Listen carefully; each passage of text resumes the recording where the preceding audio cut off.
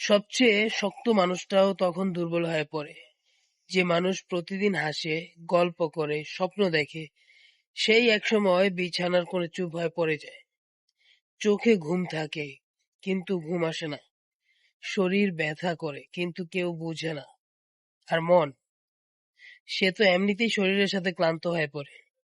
তখনই বোঝা যায়, ভালো থাকা সবচেয়ে বড় সম্পদ শরীর। আর যখন শরীর ভালো থাকে, তখনই জীবনকে পুরোপুরি উপভোগ করা যায়। আকাশটা বেশি নীল লাগে, বাতাসটাকে মিষ্টি লাগে, তখন মনে হয় আর একটু ভালো থাকা।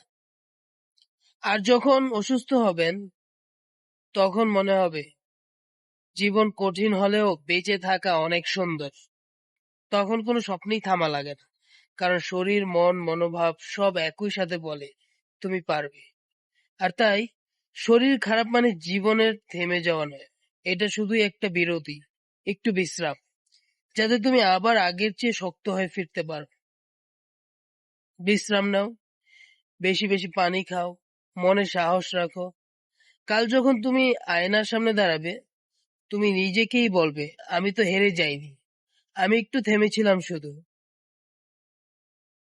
মাইলস্টোন স্কুলের যেসব শিক্ষার্থী আহত অবস্থায় হসপিটালে ভর্তি আছেন তাদের, এবং যে যেখানেই যারাই অসুস্থ আছেন, সবার জন্য দ্রুত সুস্থতা কামনা করি। আজকে এখানেই শেষ করছি। ভালো থাকবেন, সুস্থ থাকবেন।